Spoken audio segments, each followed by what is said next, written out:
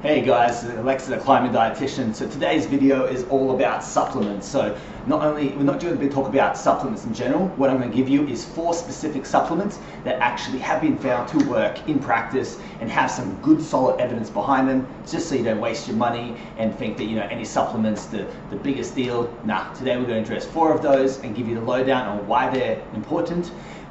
It'll obviously in a certain context. Give you an idea of, should you be taking it, when shouldn't you be taking it, and just to kind of really clarify things around this matter, and hopefully it'll help some of you guys, because I get this question a lot. So, number 1, protein powder. It's simple. Yes, protein powder is not necessarily needed. It's not a necessary supplement. If your baseline diet is actually adequate in protein, you don't have to worry. Like, you're getting enough protein. Supplement will just be a waste of money. There's no real point to it. But if you're someone that has really high protein requirements, or you're struggling to reach your protein requirements for whatever reason, perhaps your appetite is low, perhaps your schedule is hectic and you're just not in tune with your plan at the moment, maybe you're just not planning properly, whatever it may be, and you're not reaching your protein supplement could be the actual savior for yourself.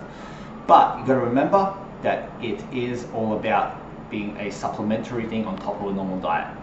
If it's just for the sake of it, you think that having a protein shake is just going to give you the gains or something like that, or help you lose weight or whatever it may be. Doesn't work that way. It's only if you really do need it, if you've got extra requirements that you can't reach, then yeah, protein supplement could actually help you. Now two is an interesting one. Creatine. So this might not pertain to all of you. Creatine is usually used in people who are athletic, usually gym goers or athletes, that kind of population. So if this is not you and you don't feel like creatine is for you, don't worry, still have a listen, still get some information from here, but yeah, we'll go into creatine now. So creatine, it's been shown in evidence to actually have some efficacy in helping actual performance and helping people actually benefit from it when they're actually in a physical activity. Now, this doesn't mean that you should take it just because you're active. You should always seek the help of a dietitian, specifically like a sports dietitian, to really help you get a good regimen going and see if you actually do need the creatine to actually help your performance. But there is evidence behind it, so if it's something that you want to actually try, then I don't blame you. There is a possibility it will help you. Just see an actual professional to see what they can do for you, so that you're not just spending it just for the sake of it, and that you know that you're getting the right proper plan for you. Now, free is fish oil. Now, fish oil has had some controversy where some people say it doesn't really help that much, some say it does. At the end of the day, in my opinion, especially if you're not someone that eats a lot of fish, where you get your omega-3s from there, fish oils could be the next best thing. Obviously, it just depends on the fish oil. So the big thing was that some fish oils weren't having enough EPA and DHA, which is essentially the omega-3s that you need to actually help you.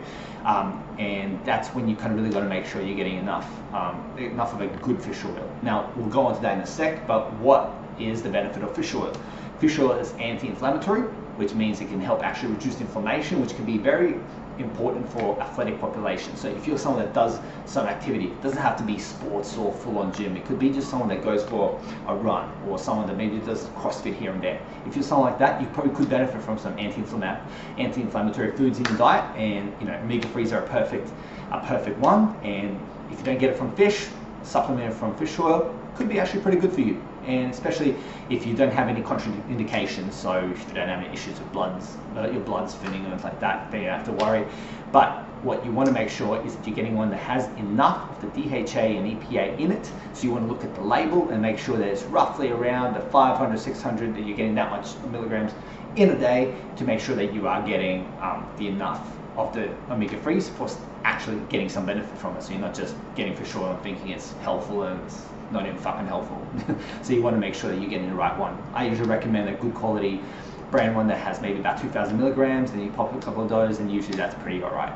Now, 4 is caffeine. So caffeine, some of you might not think, oh, is that a supplement? Yes, in fact, it is a supplement. It's an eggnog aid. It helps in performance. It helps reduce the perception of work, essentially, in athletic activity. So if you're doing running, let's say, or very physical work, perhaps marathons or whatever it may be, having some caffeine can actually reduce that perception of work and make you go harder for longer. But you got to remember, with caffeine, it's all about how you actually react to it. So people metabolize caffeine in different ways, and they have different, they basically react differently to it. So they've got different different effects from it, and because you've got to really kind of test and see for yourself, is it actually going to help you? Some people just get extra jittery and anxious, some people it works perfectly, and you've got to find the right balance. That's where working with an actual sports dietitian can be very helpful, because it can give you a real idea of, is this right for you, and to see if it actually will be beneficial. I mean, if you like coffee and it wakes you up, fine, that's different. But if we're talking specifically about supplement performance or health gains, then probably best to talk to a dietitian if it's something that you want to kind of try out. Otherwise, having a cup of coffee a day, 2 cups of coffee a day is actually quite healthy. People don't realize that. A lot of my clients are like, oh, I drink 2-3 cups of coffee a day. I'm doing bad. I'm not drinking the right fluids. I mean, I tell them, as long as you drink enough fluids from water, coffee actually contributes as well to your fluid requirements. Coffee's actually got some benefits. Just don't load it with a bunch of creams and sugars and that, and just make it a big high energy bomb of deliciousness or something like that, then you'll be fine. So hopefully that helps you guys. That is the 4 supplements that I, in my opinion, believe, and through the evidence that I've looked at, have some actual good sound evidence behind it to say, yes, it can actually be helpful and it can actually be useful to actually consume it. It's not just wackery, it's not just bullshit out there that people are pushing, just saying, take this, it's going to be the next best thing, BCAs. So yeah, it's not none of that. It's actually got some actual true benefits to it. It's obviously in certain contexts. As with anything with nutrition, it's all individualized. Remember that underpins anything I say is it has to be individualized to you. It has to be pertaining to your situation, your preferences, and your goals. So if there are any questions, guys, feel free to send me a message or just comment below, and I'll try and get to you guys soon. Hopefully this video has been of value. I always aim to give as much value as possible so that you guys can get the latest and best nutrition advice. Yeah, talk to you guys soon.